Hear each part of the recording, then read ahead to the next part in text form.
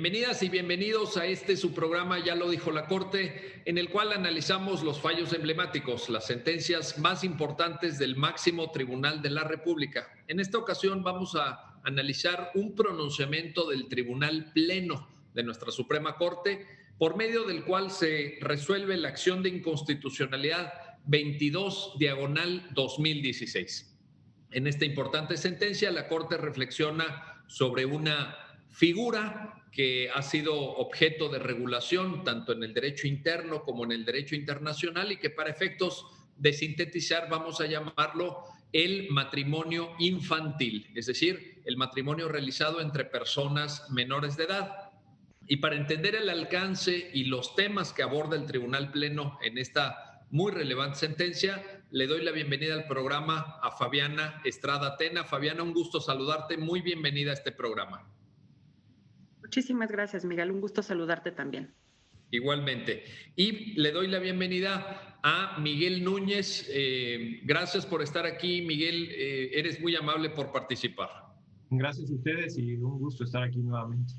Y empezamos contigo entonces, Miguel. La sentencia deriva de un planteamiento de acción de inconstitucionalidad que presenta la Comisión de Derechos Humanos del Estado de Aguascalientes. Y te quiero pedir que nos ayudes a entender cuáles fueron los conceptos de invalidez, los planteamientos argumentativos que la parte accionante realiza a efecto de entender hacia dónde va el razonamiento jurídico del Tribunal Pleno. Si fueras tan amable, Miguel. Claro que sí. Me gustaría iniciar la participación comentando, como lo hemos hecho en otros programas, que la acción de inconstitucionalidad tiene particularidades muy específicas, ¿no? Lo hemos comentado y lo explico muy rápidamente para el auditorio, los que no son especialistas.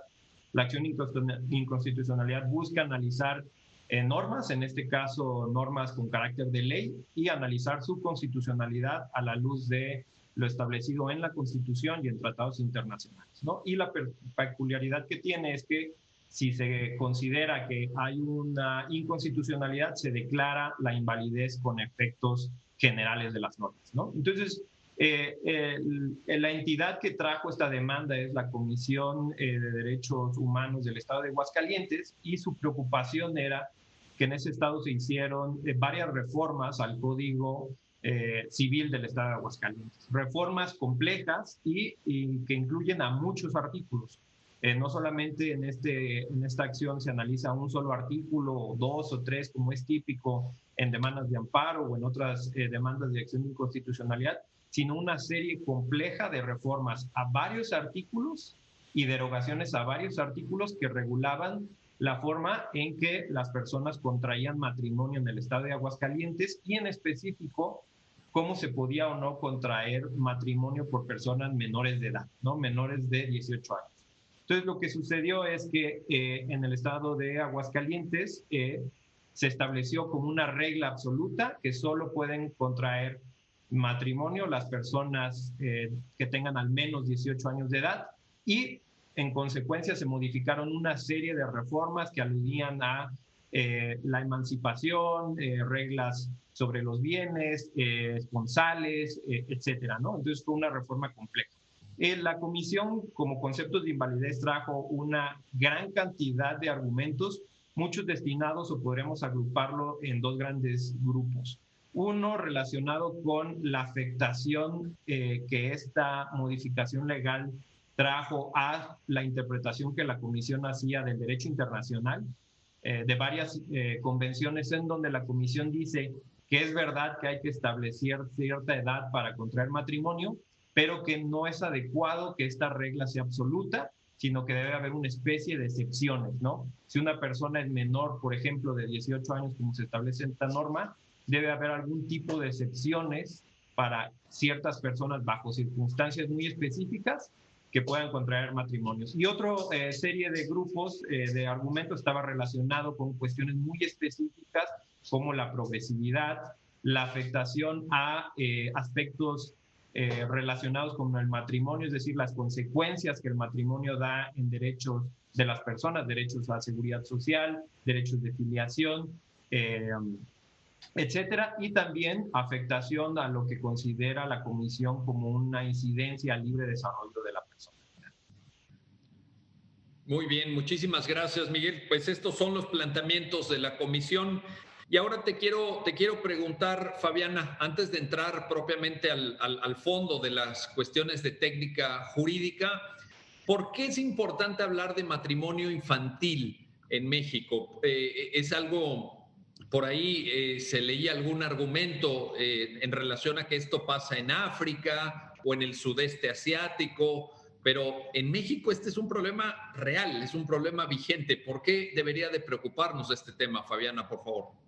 Efectivamente, uno de los argumentos de la Comisión de Derechos Humanos de Aguascalientes es que no era necesario eliminar la dispensa para que personas mayores de 14 años y menores de 18 y mayores de 14 pudieran contraer matrimonio, porque en realidad esto afectaba demasiado el libre desarrollo de la personalidad y la libertad de las personas para contraer matrimonio, citando argumentos que en realidad no constituyen un verdadero problema en nuestro país. La realidad y algo que quedó evidenciado en la sentencia y también a través de distintos argumentos que hizo valer, por ejemplo, el Procurador General de la República en esa época, era que por el contrario, en nuestro país este fenómeno existe. Y no solo existe, sino que además es un fenómeno frecuente. Existe matrimonio infantil, existe matrimonio adolescente, y es una situación muy grave que está vinculada a la pobreza, que afecta desproporcionadamente a las mujeres, a las niñas, a las adolescentes, y que produce una serie de violaciones a los derechos de las mujeres y de las niñas, que interfiere con el goce efectivo de sus derechos, porque se traduce en una gran cantidad de situaciones, tales como el hecho de que tengan que abandonar la escuela, lo que conlleva una violación del derecho a la educación, genera problemas de salud, porque muchas veces estas adolescentes tienen embarazos adolescentes que son mucho más riesgosos que embarazos en mujeres adultas. Muchas veces también existe una gran diferencia de edad entre los contrayentes y esto expone a las niñas a mayor violencia, impide que puedan ejercer libremente desarrollar libremente su personalidad, porque están sujetas a la tutela, están sujetas al hombre, y esto también produce situaciones de violencia doméstica, de abuso sexual, e incluso están documentados casos en que el matrimonio de adolescentes ha dado lugar a casos de trata de personas. Entonces, es un fenómeno existente, es un fenómeno que afecta principalmente a las adolescentes mujeres y que se da también en contextos de pobreza, afecta también preponderantemente a mujeres indígenas. Entonces, es un fenómeno que en nuestro país está vigente y que tiene que atenderse. Oye, en este sentido, para puntualizar este comentario tan atinado que nos compartes, Fabiana, ¿eso ameritaría en el conjunto de reflexiones que acabas de mencionar, ameritaría, como lo hace la sentencia, una óptica argumentativa bajo perspectiva de género? ¿Te parece que podríamos estar en esa justificación de construcción de argumentos por parte de la Corte? Desde luego, lo primero que hace la Corte antes de entrar al estudio de los conceptos de invalidez que se plantean por la Comisión es establecer la manera, una metodología general a través de la cual va a abordar los argumentos y establece dos principios que van a guiar toda su resolución. Primero, el interés superior de la niñez. Ese es el primer principio que desarrolla y dice, bueno, el principio superior de la niñez es un principio constitucional y de orden también internacional que tiene que orientar la producción legislativa, que tiene que orientar todas las decisiones de política pública y por lo tanto tenemos que partir del principio superior de la niñez, es decir, que en toda la actividad estatal que tenga que ver con menores de edad tiene que darse prioridad y atenderse directamente el bienestar de las niñas, niños y adolescentes. Y el segundo principio que guía toda la sentencia es precisamente la perspectiva de género. Es al advertir que este fenómeno del matrimonio infantil afecta preponderantemente, desproporcionadamente a mujeres, el proyecto sostiene que tiene que adoptarse una perspectiva especial, es decir, tenemos que ver la situación desde el punto de vista de las mujeres. Tenemos que prestar especial atención a la realidad que ellas viven y tenemos que identificar y desarticular todos los estereotipos que están detrás de esta norma y que pueden tener el efecto de perpetuar precisamente esta situación de discriminación para las mujeres. Ahí está, ahí está. Ahora, déjame regresar contigo, Miguel Núñez, para plantearte esto. En la metodología que Fabián acaba de describir en relación a lo que plantea la sentencia, por una parte, interés superior del niño, de niñas, niños y adolescentes, por otra parte, perspectiva de género, lo que uno observa revisando, leyendo la sentencia es que hay una confluencia de normas, unas de origen interno. El artículo 4, por ejemplo, de la Constitución, el artículo 1, párrafo 5, no discriminación por razón de edad. Estaría también esta ley general de los derechos de las niñas, niños y adolescentes. Y luego un conjunto de normas que provienen del derecho internacional de los derechos humanos, tanto convenciones como documentos derivados de comités de expertos de ONU, etcétera, etcétera. Cuéntanos un poco, Miguel Núñez, de esa parte en donde la sentencia aglutina, en donde la sentencia es muy exhaustiva, creo yo, de manera puntual en la revisión de todo este conjunto normativo. Si fueras tan amable, por favor. Sí, gracias. Sí, esta sentencia, no quiero decir que es peculiar, pero lo que sí tiene es que es muy exhaustiva en mostrarnos esta convivencia del derecho nacional con el derecho internacional. Y como ya lo hemos platicado aquí con tu auditorio, no debemos dejar de lado que para nuestro ordenamiento constitucional los contenidos relacionados con derechos humanos de los tratados internacionales forman parte materialmente de nuestra Constitución. Es como si fueran parte sustantivamente de nuestro propio texto constitucional, aunque obviamente formalmente se encuentran entre los tratados. Entonces, lo que nos evidencia esta sentencia es, primero, el gran margen de normas que pueden regular este aspecto, ¿no? Y los órganos que han intervenido a lo largo de muchos años en hablar sobre el matrimonio y en hablar también sobre el matrimonio infantil y las consecuencias o efectos nocivos que puede tener el matrimonio infantil, en particular, como lo comentaba Fabiana, en niñas, adolescentes y obviamente posteriormente en la vida de las mujeres, ¿no? Entonces, la sentencia inicia y nos da una especie de cuadro, nos dibuja un cuadro sobre cómo está internamente formalmente, nos alude a la Ley General de los Derechos de las Niñas y los Niños, que expresamente señala su artículo 45, que la edad mínima para el matrimonio que se debe prever en la Federación y en los estados son 18 años, pero después también la Corte señala, y no pasa por alto, que existen innumerables tratados internacionales e interpretaciones de órganos internacionales que interpretan esos tratados internacionales que aluden sobre ciertos contenidos, ¿no? Entonces, quisiera nada más aquí, sé que lo vamos a tocar por delante, pero la sentencia empieza hablando sobre el matrimonio, ¿no? Y señala que una parte indispensable de esta discusión es entender que anteriormente la Constitución solo aludía a la palabra matrimonio una vez, pero no al derecho del matrimonio. Entonces se consideraba que expresamente no había el derecho al matrimonio. Pero lo que dice la Constitución es, no olvidemos las convenciones. Y en las convenciones existe el derecho a contraer matrimonio y el derecho a la familia. Pero no debemos confundir matrimonio con familia, en primer lugar. Y es algo que si quieres podemos discutir mucho más exhaustivamente. Y una segunda premisa de la que parte es que conforme se ha ido desarrollando los tratados internacionales, desde el Pacto Internacional de Derechos Civiles y Políticos y la Declaración Universal, que viene desde posterior a la Segunda Guerra Mundial, ha ido un avance en este tipo de reglas y un avance en relación con las implicaciones que tiene el matrimonio infantil, ¿no? Entonces, la sentencia habla desde unas primeras, o alude a las primeras convenciones que aludieron sobre estos aspectos, ¿no? Que hay una discusión muy específica sobre la convención sobre el consentimiento para el matrimonio, la edad mínima, y para contraer matrimonio, donde ahí se alude a que se debe establecer una edad mínima pero también se dice que puede haber dispensas, ¿no? Y esto para la Corte es algo importante con lo cual se dialoga posteriormente.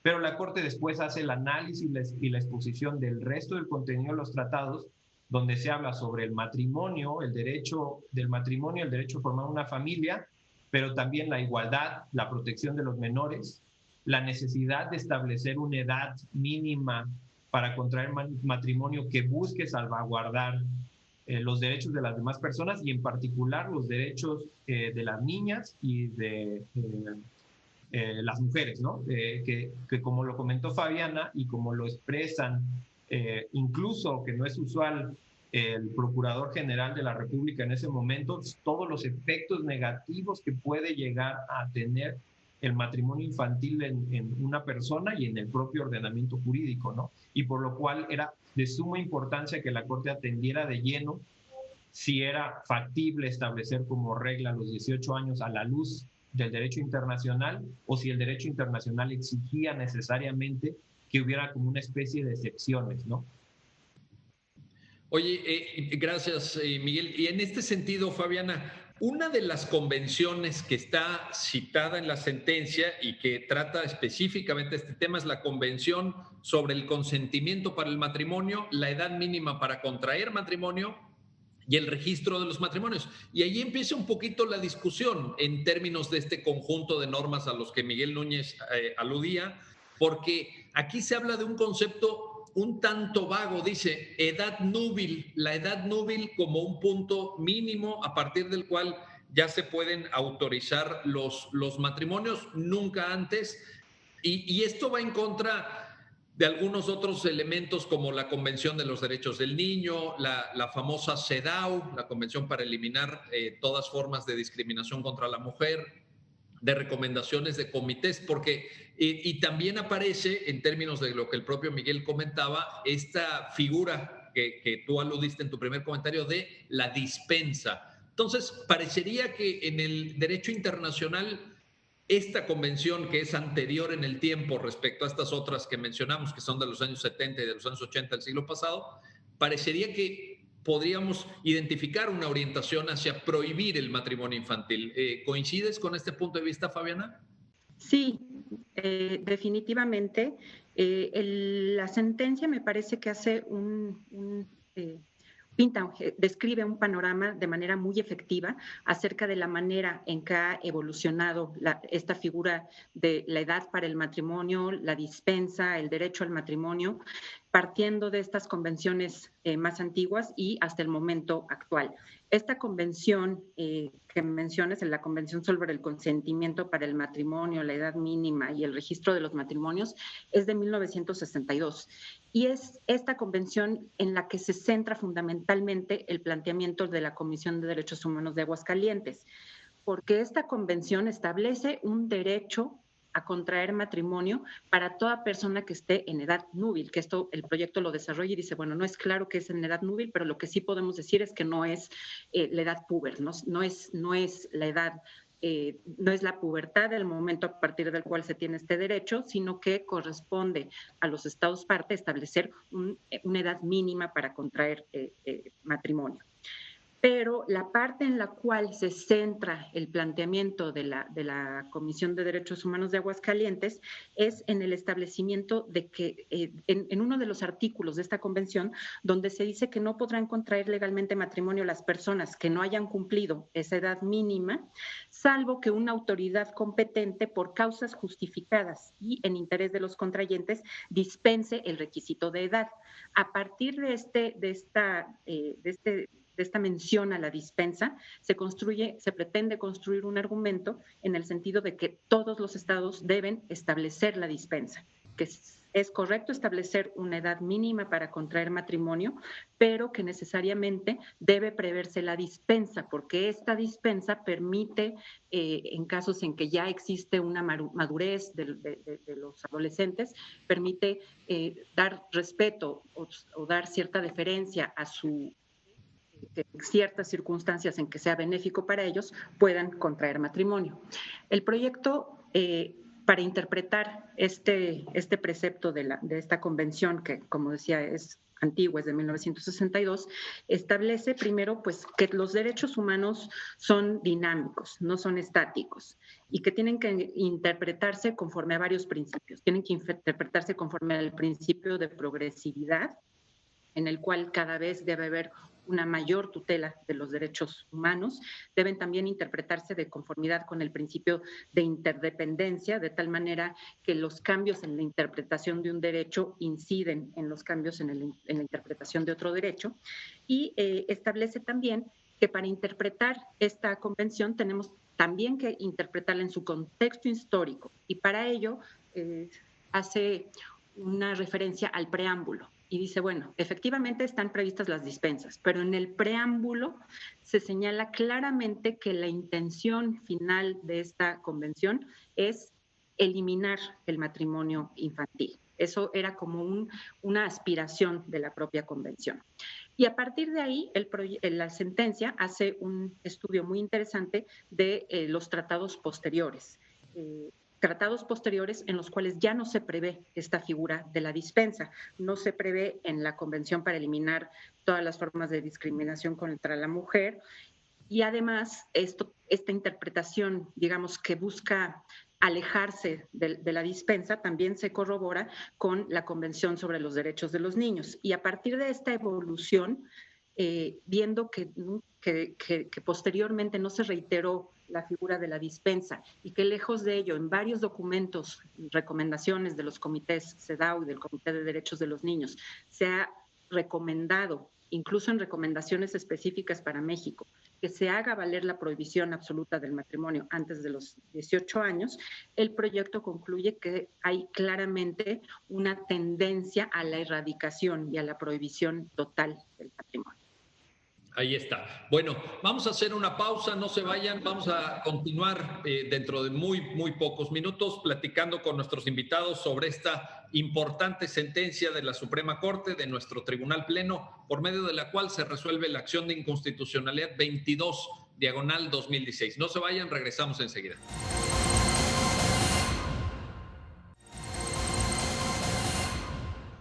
Ya estamos de vuelta, ya estamos de regreso para seguir platicando con nuestros invitados sobre esta importante sentencia, la que resuelve la acción de inconstitucionalidad 22/2016. Y quiero regresar contigo, Miguel Núñez, para que pudiéramos profundizar en esta figura a la que aludía Fabiana en su comentario antes de la pausa, la dispensa.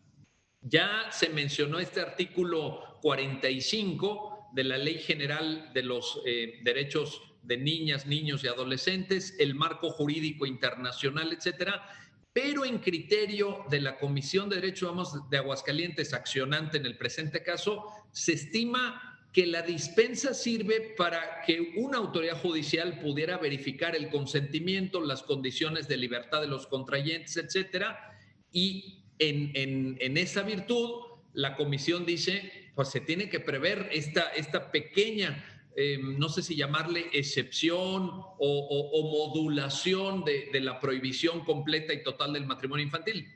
¿Qué nos puedes decir al respecto, Miguel Núñez, por favor? Sí, gracias. Sí, en efecto, como lo comentas y como lo comentaba Fabiana, mucho de la discusión de la sentencia gira en torno a la razonabilidad o no de incluir esta dispensa. ¿Para qué podría servir esta dispensa?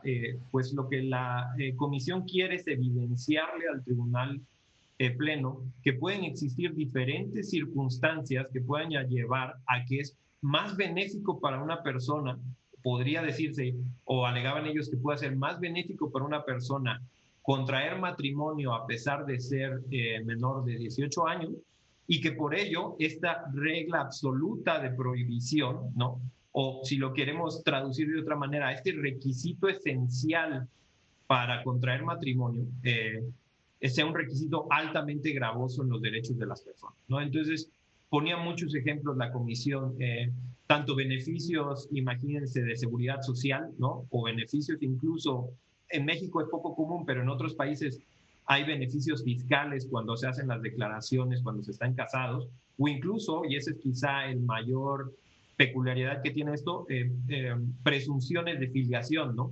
Los hijos que nacen fuera del matrimonio no necesariamente se presumen como hijos de las personas que forman parte del matrimonio, ¿no? Entonces eso podría llegar a generar conflictos para acreditar o no quiénes son los padres de un determinado hijo, ¿no? Entonces, lo que intenta con esta dispensa o evidenciar la comisión con esta dispensa es esta necesidad de que exista, por ejemplo, ese camino excepcional en donde un juez, bajo determinadas circunstancias, pueda determinar si se encuentran las condiciones razonables para permitir que un menor de 18 años pueda o no casarse. Y la Corte responde que no, ¿no?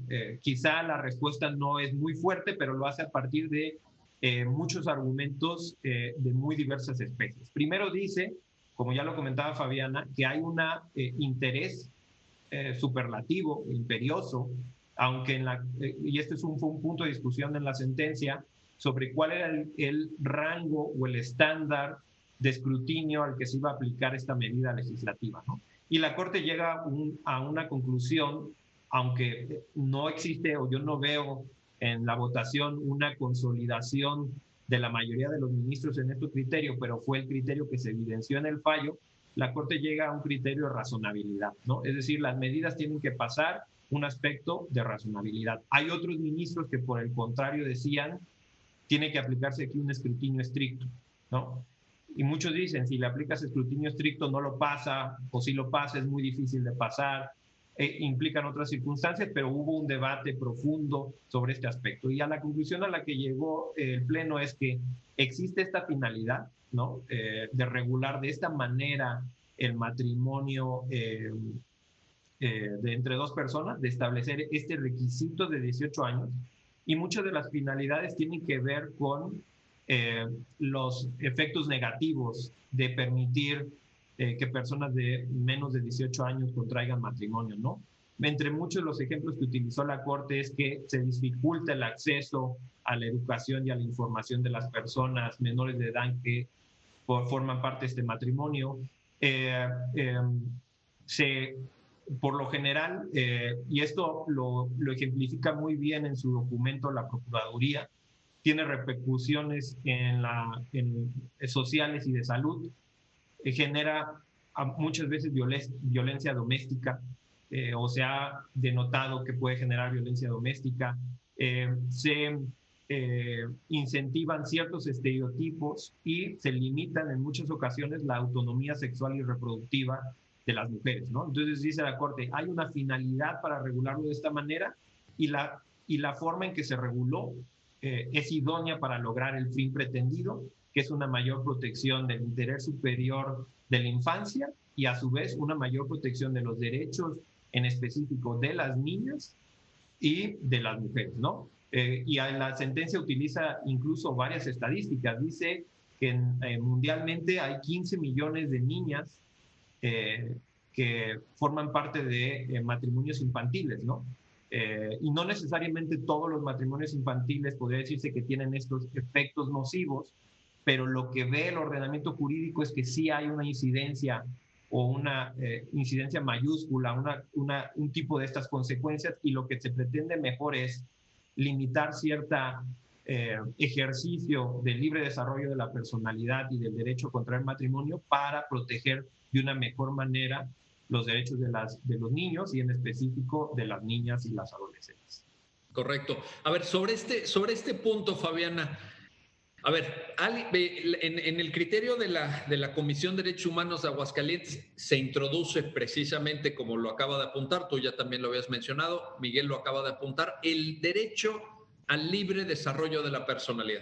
Y esto es interesante desde el punto de vista argumentativo porque si nosotros reconocemos que en virtud de tratados y de convenciones internacionales firmadas por México existe un derecho fundamental al matrimonio y existe también, como lo ha reconocido nuestra Suprema Corte, el libre desarrollo de la personalidad, digamos que en el concepto de la comisión accionante se dice, pues si ellos quieren casarse y van ante el juez y pueden optar por la figura de la dispensa, pues ¿por qué se les va a cerrar esa puerta? ¿Por qué se les va a impedir?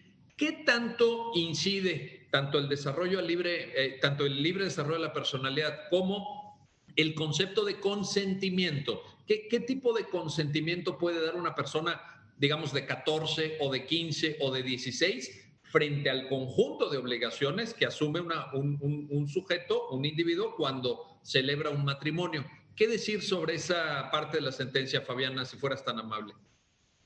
Sí, ahí lo que la sentencia señala es que efectivamente el derecho al matrimonio es un derecho que emana o es una manifestación del libre desarrollo de la personalidad, pero es un derecho que siempre ha estado sujeto a una edad mínima.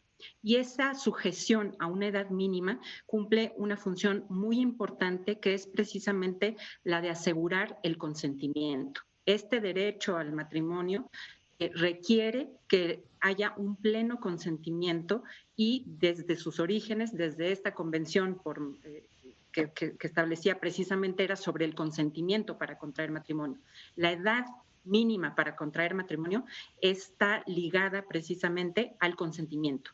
Entonces, desde el momento en que se establece una prohibición absoluta, más que incidir o más que afectar en el libre desarrollo de la personalidad, lo que está haciendo el artículo 145 es proteger este derecho, es proteger el libre desarrollo de la personalidad. No se está restringiendo, por el contrario, se busca asegurar que haya un pleno consentimiento y que entonces sea realmente la persona manifestando, plenamente consciente, la que adquiere los derechos y obligaciones del matrimonio, con la madurez necesaria para hacerlo. En ese sentido, te quería plantear esto porque históricamente, en algunas regulaciones de códigos civiles, en el Estado de Aguascalientes, pues existía la dispensa por parte de autoridad judicial, pero recuerdo que en la sentencia están citados algunos ejemplos donde la dispensa proviene de los padres, de los padres. Entonces, también en la sentencia hay una reflexión en el sentido de decir, oye, ¿qué tanto esta figura de la dispensa más bien abona no al libre desarrollo de la personalidad, sino a perpetuar esquemas de presión social o de ciertas obligaciones sociales, lo digo entre comillas, ¿no? O obligaciones sociales, en el sentido de que si una adolescente queda embarazada, lo correcto o lo normal o lo que se debe hacer es generar precisamente esta figura del matrimonio. También por ahí podríamos analizarlo. ¿Es correcto, Fabiana? Sí, incluso la sentencia hace alusión a cómo estaba el texto anteriormente. El texto anterior del artículo impugnado señalaba que podía dispensarse por causas graves, y lo que dice el proyecto es: estas causas graves tradicionalmente son las prácticas tradicionales, las asocian al tema de embarazo fuera del matrimonio, o incluso a convalidar situaciones de violación o de abuso sexual. Muchas veces existe esta presión social detrás de la decisión, que muchas veces es la decisión de los padres, de que una menor de edad contraiga matrimonio. Entonces ahí no se está protegiendo de ninguna manera el libre desarrollo de la personalidad. No es el plan de vida de la persona, por el contrario, es la familia, la sociedad, la que, con base en diversos estereotipos, impone muchas veces la decisión, o muchas veces se ve como que no hay otra salida, como que el matrimonio ya es la única salida y que ya es a lo más que puede aspirar una mujer. Entonces, una joven, pues los padres van a decir: ya la caso, porque de esa manera va a estar más protegida contra abusos sexuales, o porque va a tener una mejor situación económica, o porque vamos a salvar su honor. Y es ahí donde es muy importante la perspectiva de género que adopta la sentencia, porque precisamente detrás de una norma aparentemente neutra se busca desentrañar qué es lo que está detrás, cuáles son los estereotipos, qué se está perpetuando en realidad. Oye, me gusta mucho esta forma en la que lo acabas de explicar, porque creo que recoge muy bien tu expresión, lo que la sentencia intenta poner de relevancia, en el sentido cuando los padres dicen la caso. Fíjate, eso fue lo que dijiste, y es cierto, la caso. Entonces, ¿qué tanto ese consentimiento a través de la figura precisamente de la dispensa es el consentimiento de los propios contrayentes? ¿O qué tanto es producto el matrimonio finalmente de esta presión social a la que tú efectivamente estás aludiendo, y que yo creo que infortunadamente por estereotipos o por prejuicios sigue existiendo en México. Oye, y abonando en esto, regreso contigo, Miguel, para plantearte lo siguiente. Tú mismo lo mencionaste hace unos minutos. La diferencia que proviene de algunos precedentes de la Corte entre matrimonio y familia.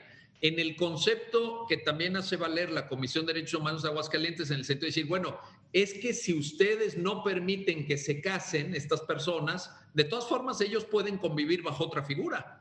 No necesariamente tiene que ser el matrimonio, puede ser el concubinato, puede ser alguna figura intermedia sin un régimen jurídico preestablecido, etcétera. ¿Y qué sucede? ¿Y cómo la Corte contesta este concepto de la Comisión? Miguel Núñez, por favor. Sí, muchas gracias. Este es un aspecto, creo que de suma relevancia para el fallo. Primero, partir de una premisa en que no debemos confundir, como lo comentaba antes, los conceptos, ¿no? Una cuestión es el matrimonio como figura que la mayoría de los ordenamientos jurídicos han adoptado para formalizar ciertas relaciones que tienen determinadas personas, ¿no? Y que ha ido progresando incluso en el tiempo, donde antes, por ejemplo, se consideraba que los matrimonios eran únicamente entre hombre y mujer, y ahora, con el criterio vigente en la mayoría de las democracias actuales y vigente en México, es que el matrimonio puede ser entre personas del mismo sexo, ¿no? Entonces, lo que esto ha llevado a que esto es el reconocimiento de una figura que tiene ciertas implicaciones jurídicas y obviamente ciertas implicaciones simbólicas, ¿no? Y que tiene a su vez consecuencias importantes para el ordenamiento jurídico. Y la otra es que la familia es un concepto que se encuentra incluso expresamente previsto en varias convenciones, que alude a que las convenciones lo dicen así, es la unidad de la que parte las relaciones sociales, ¿no? Y también las relaciones humanas, ¿no? Y que es una parte sumamente importante para que podamos convivir y que no hay una sola tipo de familia. Hay muchos tipos de familias, ¿no? No necesariamente las familias son familias que tienen hijos, las familias pueden ser dos personas, ¿no? Que tienen un determinado tipo de relación y que con eso para ellos se configura una familia. Y la Corte lo ha desarrollado en otro tipo de casos, incluso creo que en algunos que ya se han comentado en este programa. Entonces, es cierto, la comisión lo que dice es, pueden convivir a través de otras figuras. Sin embargo, parece que las implicaciones que hace la Corte es, las otras figuras tienen ciertas tipo de consecuencias, pero el matrimonio tiene determinadas implicaciones, tanto jurídicas como fácticas, ¿no? Y esas implicaciones parece ser que es el costo que la Corte absorbe con su fallo, ¿no? La Corte dice, y esto es algo que quizá podemos discutir en torno a si la Corte está delimitando el derecho o está en realidad justificando afectaciones al derecho. Hay un voto particular que dice, bueno, concurrente, en realidad se está delimitando el derecho, no necesariamente es una afectación al derecho a contraer matrimonio. Y hay otras posiciones donde dicen, el derecho al contraer matrimonio es este y tú estás generando algún tipo de afectación, ¿no? Pero entonces, lo que la Corte dice es, estas implicaciones que tiene el matrimonio podrán o no ocurrir en otra situación como el concubinato, ¿no?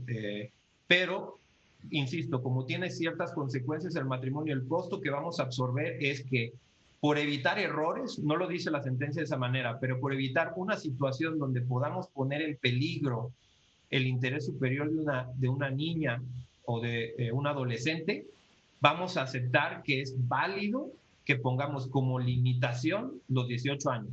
Las personas pueden seguir conviviendo, claramente que pueden seguir conviviendo. Lo que la Corte está diciendo es, no vamos a permitir que existan jurídicamente estas consecuencias cuando una persona tiene 15 o 16 años.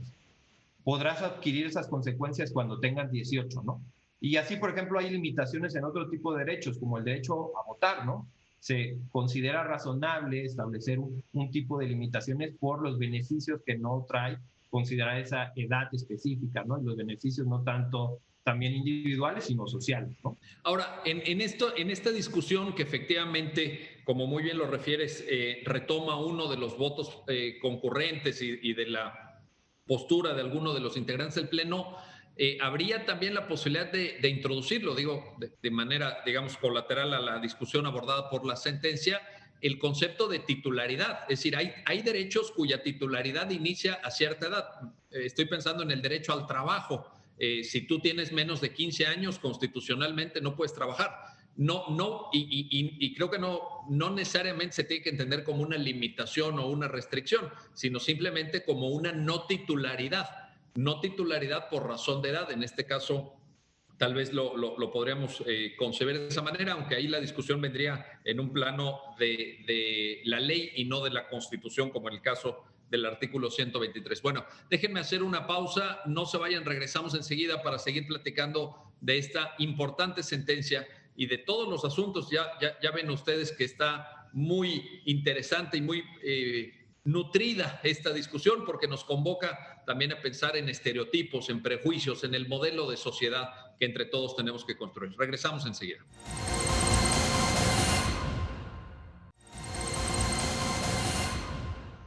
Ya estamos de vuelta, ya estamos de regreso para seguir platicando con nuestros invitados de esta importante sentencia del Tribunal Pleno de la Suprema Corte, la que resuelve la acción de inconstitucionalidad 22/2016 y el tema importante del matrimonio infantil, una realidad dolorosa en México, en muchos otros países, que las normas jurídicas vigentes en nuestra nación nos invitan a erradicar. Y en este punto, Fabiana, te quiero preguntar por un conjunto de argumentos, o digamos, por una beta argumentativa que la Comisión de Derechos Humanos de Aguascalientes, en su calidad de accionante en este proceso, plantea en relación al principio de progresividad.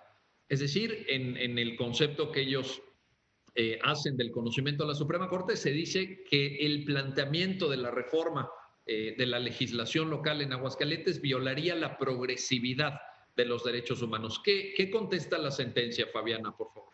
La sentencia, a la luz de todos los argumentos a los que ya nos hemos estado refiriendo, determina que lejos de haber una regresividad, lejos de haber un menor acceso al matrimonio, lo que hay es un incremento en el grado de protección del interés superior de la niñez y del libre desarrollo de la personalidad. Precisamente como lo veíamos, hay un verdadero libre desarrollo de la personalidad cuando no permitimos que existan estas dispensas que muchas veces están informadas por prejuicios y por prácticas culturales que limitan el pleno consentimiento. Y a la vez esto genera un equilibrio razonable entre todos los derechos en juego. Y en este punto la sentencia apunta algo interesante, que es una protección temporal. Esto realmente es algo finalmente que va a pasar. Todo adolescente que quiera casarse va a poder lograrse casar una vez que tenga la edad. No es una restricción, no es un obstáculo definitivo, sino una protección temporal durante la adolescencia para que puedan vivir esa etapa y puedan estar protegidos durante esa etapa de la vida. Y es con base en estos argumentos que determina la sentencia que no hay violación al principio de progresividad, por el contrario, hay un incremento en la protección de los derechos involucrados. Que por cierto, en este punto, alguna de las tesis que cita el Pleno en la sentencia también advierte que no, digamos que el principio de progresividad no es absoluto, que incluso podrían haber de manera justificada y de manera puntual algunas excepciones a la propia progresividad, ¿cierto? Sí, así es. El principio de progresividad no implica que no pueda haber pasos hacia atrás. La idea de la progresividad es que una vez que se ha alcanzado un estadio de protección de un derecho humano, no debe haber una protección menor, a menos que existan circunstancias que lo hagan necesario, y en ese caso esa medida regresiva tendrá que superar un test de proporcionalidad. Exactamente, muy bien. Oye, un argumento más, regreso contigo, Miguel Núñez, un argumento más que además es interesante porque puede suponer un choque al interior de un solo concepto, que era el que nos planteaba al inicio Fabiana, del interés superior del niño o de la niña, el niño y los adolescentes.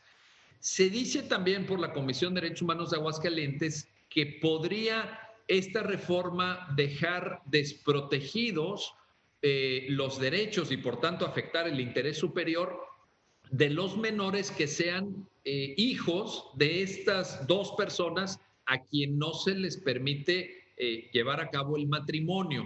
¿Qué contesta al respecto la sentencia de la Corte? Miguel Núñez, por favor. Sí, gracias.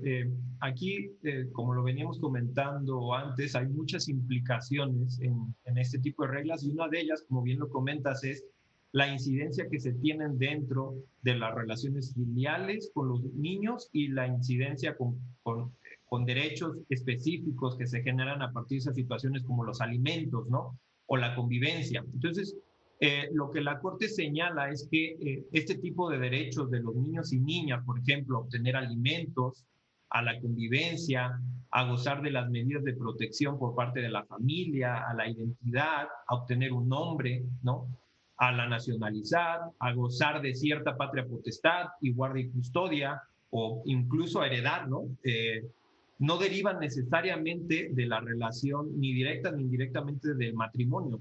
Son derechos que por el solo hecho de ser una persona, son derechos que surgen, ¿no? Ahí, como habíamos hablado, por el solo hecho de ser un ser humano, tú eres titular de estos derechos, tienes el derecho a un nombre, tienes el derecho a tener una afiliación, etcétera, ¿no? Entonces, lo que evidencia la sentencia es que no necesariamente el matrimonio te va a tener como consecuencia la protección y respeto a estos derechos, ¿no? Los tiene cualquier persona y como lo tiene cualquier persona, es una parte accesoria posiblemente, podría decirse así, del matrimonio. Lo que a veces hace el matrimonio es facilitar, ¿no? Este tipo de relaciones o este tipo de consecuencias cuando suceden dentro del interior de un matrimonio. Pero si suceden fuera del interior de un matrimonio, no tendría ninguna incidencia porque jurídicamente se puede proteger este tipo de derechos con independencia o no de que se haya celebrado esta figura. Entonces, no se desatiende el interés superior del menor que sea producto de una concepción entre adolescentes, o por lo menos en donde uno de los dos sea adolescente. ¿Queda salvaguardado esto, Miguel?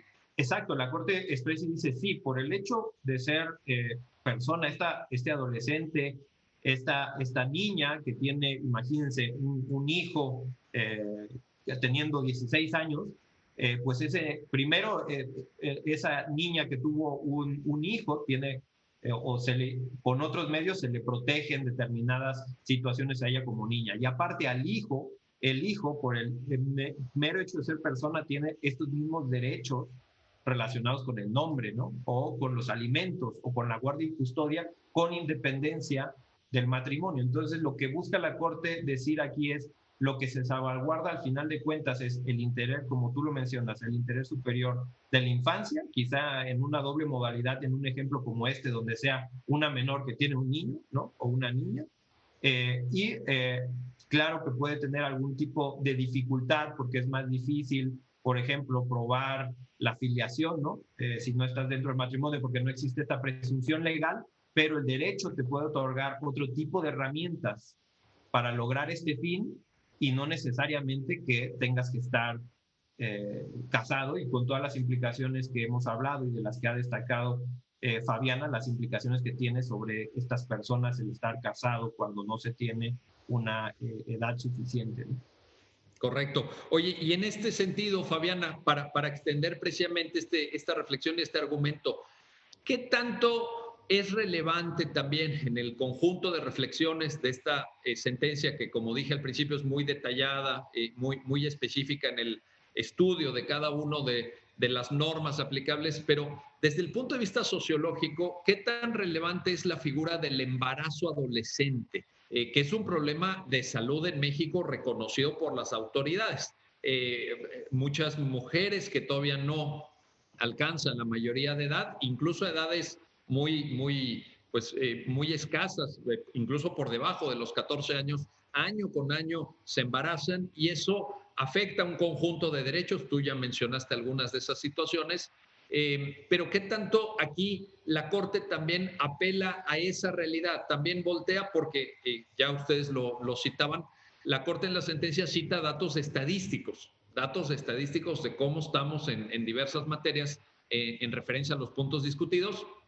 Y el embarazo adolescente me parece que tendría que ser una preocupación también importante en este sentido. ¿Cómo lo valoras, Fabiana, por favor? Sí, el embarazo adolescente sin duda también es un obstáculo muy grande al goce de los derechos de las adolescentes. Y curiosamente, las altas tasas de incidencia de embarazo adolescente en Aguascalientes las cita la comisión a su favor, diciendo, aquí hay mucho embarazo adolescente y lo que necesitamos es darle protección a estas adolescentes que están embarazadas y teniendo hijos, permitiendo que se puedan casar. Y esto, pues nuevamente, lo que demuestra es una reproducción de estereotipos y la idea de que la mejor manera en que se puede enfrentar un embarazo adolescente es dando acceso al matrimonio. Y lo que dice la sentencia es por el contrario, los derechos de los niños y los derechos de las tanto los derechos del adolescente como los derechos de los niños que sean producto de un embarazo adolescente se tienen que tutelar con independencia del matrimonio. Estos derechos no surgen del matrimonio, surgen del solo hecho de ser persona, de ser niños. Y además existe una obligación internacional conforme a los tratados internacionales de dar el mismo tratamiento a los hijos nacidos dentro y fuera del matrimonio. Entonces, lejos de ser un argumento que abone a la necesidad de reconocer o de dar acceso al matrimonio a los adolescentes, pues de lo que habla es de una necesidad de implementar políticas públicas efectivas que realmente atiendan esta cuestión y que den una solución a los embarazos adolescentes, dando pues otras oportunidades a las niñas. Respetando sus derechos económicos, sociales y culturales, que tengan una perspectiva de vida, que tengan un empoderamiento económico, en fin, existen muchas otras medidas, pero que el matrimonio sea la salida a los problemas, eso la Corte con su sentencia en el fondo lo que está diciendo es no se arreglan, esto no se arregla dando acceso al matrimonio. Exactamente. De hecho, hay una frase en la sentencia que me gusta mucho porque refleja de manera muy puntual el comentario que nos haces favor de compartir, en donde la Corte literalmente dice, los embarazos prematuros no se solucionan, y la palabra solucionan está entrecomillada en la sentencia, casando a las madres menores, que es esta idea que tú nos compartes, y aquí está perfectamente reflejado en la sentencia. Ahora, Miguel Núñez, déjame regresar contigo para esto. Imaginemos en este momento que está viendo el programa algún legislador local de una entidad distinta, de una entidad federativa distinta a Aguascalientes, y que terminando de escuchar las intervenciones de ustedes, dice, oye, pues yo voy a revisar cómo está aquí en mi estado, cómo está en determinada entidad federativa. ¿Qué tendría que hacer? Y lo digo porque justamente en ese pedimento tan amplio y tan detallado, por cierto, de la PGR, que aporta muchos argumentos, se señala que hay 25 entidades federativas en ese momento al menos que todavía siguen previendo la figura de la dispensa judicial para matrimonio infantil. Es decir, que están fuera de lo que la Corte señala como parámetro de regularidad en esta materia. ¿Qué podrías comentar, Miguel Núñez, para esos legisladores locales que todavía no han hecho su tarea? El primer comentario es que si uno interioriza en realidad lo que está diciendo la Suprema Corte es que hay un estado social donde hay muchas dificultades con el matrimonio infantil, que tiene repercusiones negativas para cierto grupo de la sociedad, incluyendo específicamente niñas y adolescentes, ¿no? Y incluso otro tipo de personas que forman parte de grupos socialmente discriminados, como ciertas minorías o los grupos indígenas, ¿no? Y que bajo esa concepción lo que la Corte dice es, quizá la mejor solución que se pueda tomar es acatar lo que dice la Ley General de los Derechos de los Niños y Niñas, que en realidad es una norma válida y que dice que los estados se tienen que adecuar necesariamente a prever la edad de matrimonio como 18 años. Y después, cuando se disputa si debe haber estas dispensas o no, parece que la Corte dice que lo razonable es que no existan dispensas, ¿no? Aunque si ellos lo ven en la sentencia, hay todo un diálogo en torno a si existe una potestad de los estados, no confundiendo entidades federativas, sino estados en la concepción de de los tratados internacionales, de que hay una potestad para los estados para permitirlas o no. En teoría, o no solo en teoría, sino jurídicamente, ya se tomó una decisión en la ley general, ¿no?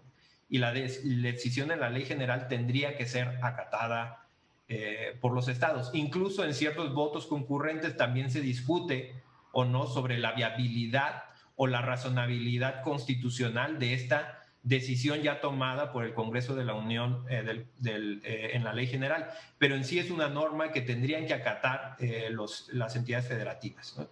Lo que se recomendaría también, y que fue una cuestión que salió a debate en este punto, es que se tengan cuidado en no generar externalidades en otro tipo de figuras del derecho civil. Aquí se borró de tajo muchas normas que regulaban emancipaciones, no solo por matrimonio, sino por otro tipo de emancipaciones de los menores de edad, ¿no? Consecuencias que tienen sobre los bienes de los menores de edad y cuestiones registrales con los menores de edad. Entonces, lo que también se aconsejaría es que fueran muy cuidadosos en cómo regular, por un lado, las reglas que tienen que cumplir para el matrimonio infantil y, por otro, cumplir y verificar que esa modificación no incida en otro tipo de reglas que son importantes para también el goce y el respeto de los derechos de los menores de edad fuera de los aspectos de matrimonio. Pues ahí está la tarea pendiente, y yo quiero agradecerle mucho a nuestros invitados del día de hoy. Fabián Estrada Tena, muchísimas gracias por compartirnos estas importantes reflexiones. Miguel Núñez, gracias nuevamente. Y a usted que hace posible su programa, ya lo dijo la Corte, en el cual analizamos los fallos emblemáticos, las sentencias más importantes del máximo tribunal de la República. Nos vemos pronto para seguir comentando estas trascendentales decisiones. Hasta pronto.